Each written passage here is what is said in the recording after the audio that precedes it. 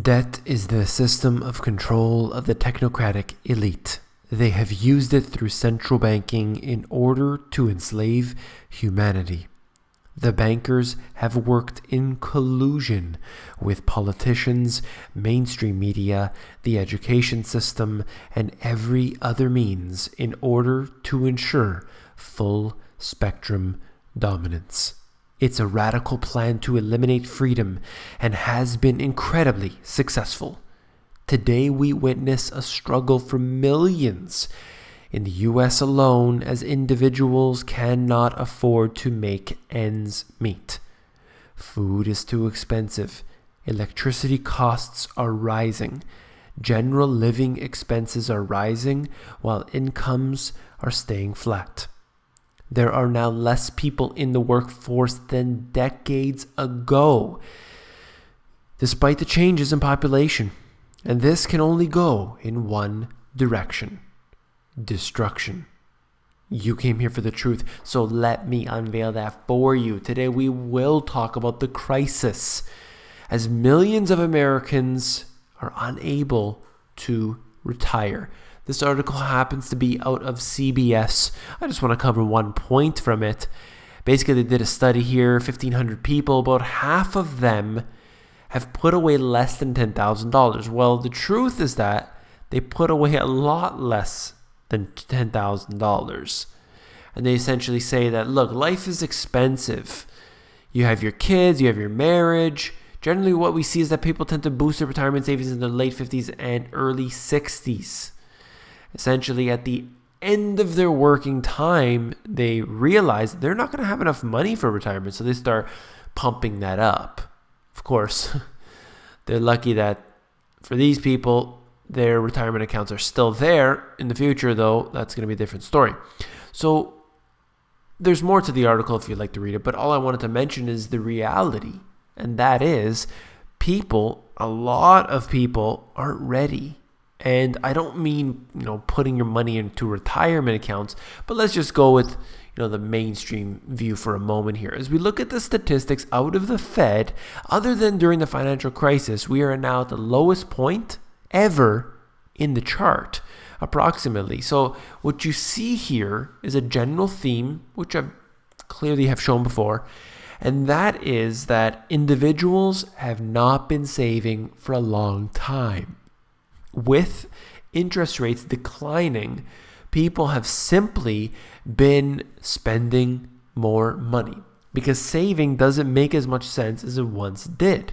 If you look at that peak there in 1980, almost towards the personal savings rate high, around that range. And of course, there's a good reason to, because you put your money in the bank, you get 20% back. It's a great way to make an income instead of buying into stocks or anything else. So that's why people were choosing that. But today is a different story, because when you're getting, and I'll show you in a moment, very low interest rates, you need to start looking elsewhere to keep up with the fake rate of inflation.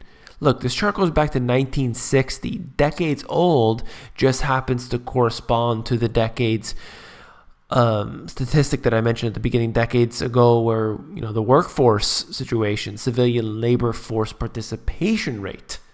So let's just continue on. This happens to be from Canada, but these numbers apply to many countries around the world where we have very low interest rates. This is actually the high interest rate savings account. So imagine this. You're looking for some high interest rate savings accounts, and this shows you different services that are available where you can get this. And this is just a very small portion of that, of course. But you're looking approximately, there's different ones here as low as 0.8. And then there's other ones that go, let's say around 1.7%. High interest rate savings accounts that you probably have to pay for. And you're getting 1.7%. That's basically nothing. And that's what we have to deal with today. With interest rates being so low, why are people saving their money in the banks if they're not going to get anything back from it. So what do? They tend to put it into higher risk so-called investments, whether that's stocks, whether that's, some other risky things. They take it to the casino, who knows? But they're simply not saving their money. And I don't believe in necessarily bank accounts to keep your savings, but there are other places to take your savings, I assure you. In my book, I wrote about the constant, let's say, opposite of what we face today. And I like to use the term that's been brought up before, and that is agribusiness.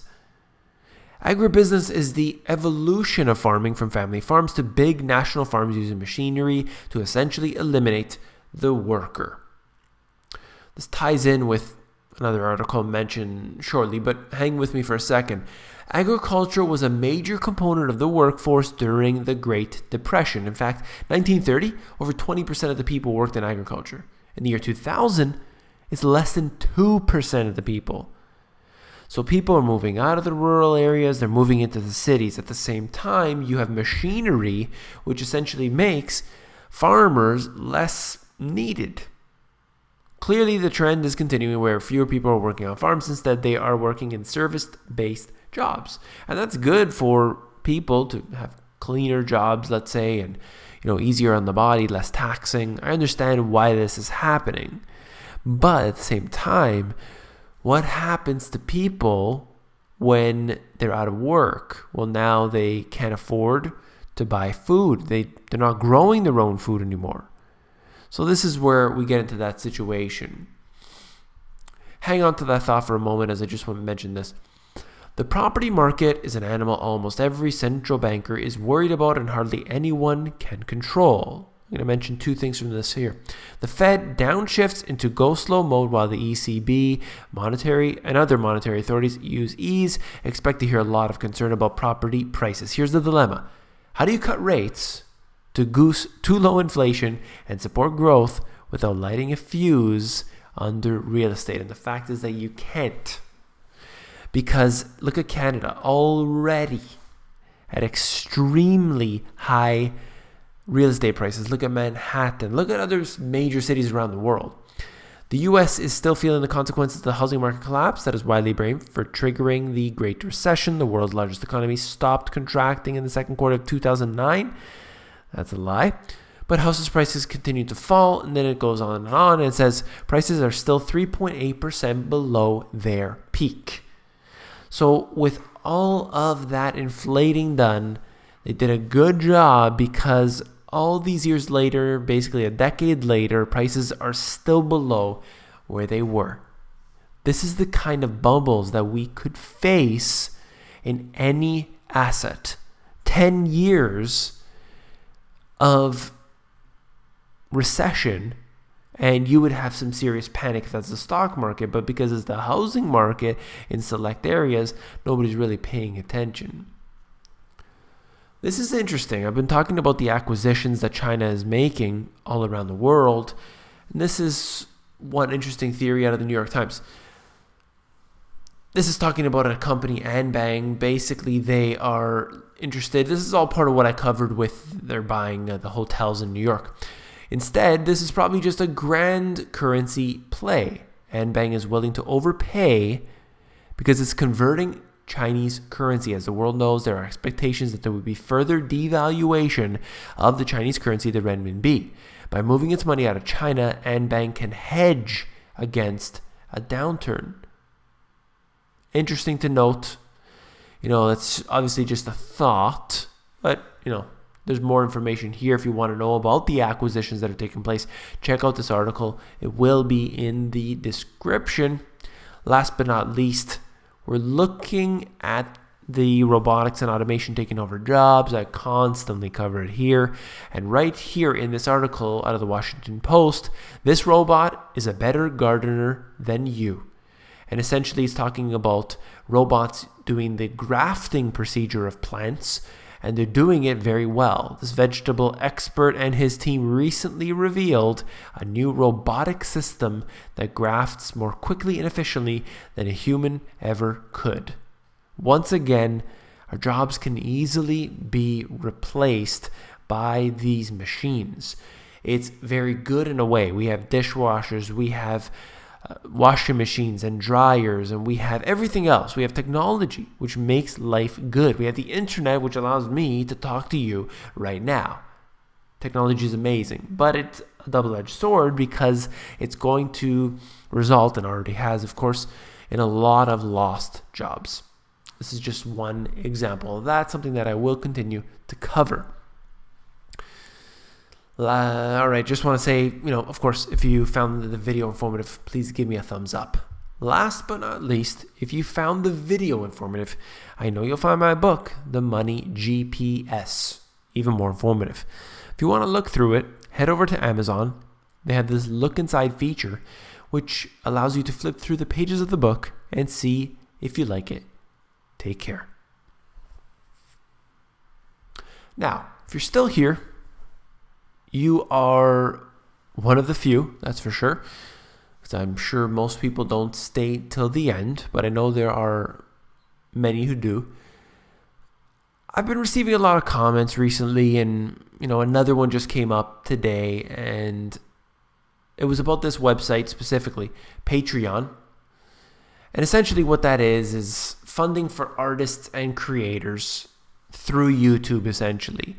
I don't know if it's all through YouTube, but that's what most people seem to be. I've never seen it before today, but so I looked into it, and essentially people who do YouTube, they want their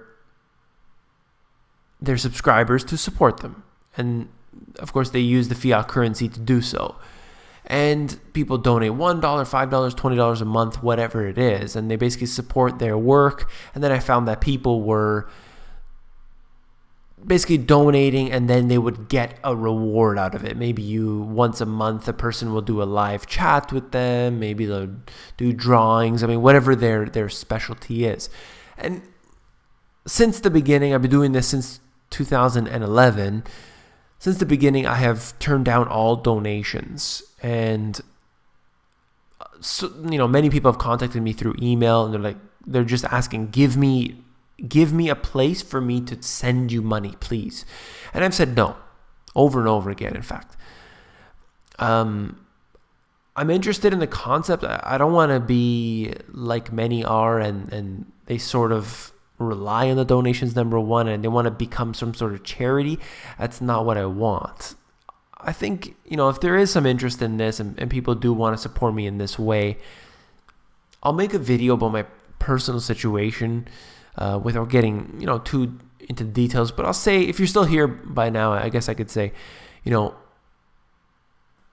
my work situation right now, basically, it's, I have to work multiple jobs cutting into my sleep, and that allows me to make these videos. That's the way I do this. And to be totally frank with you, YouTube doesn't pay much. It does bring an income in, and that does help me out a little bit. But the actual amount of dollars is about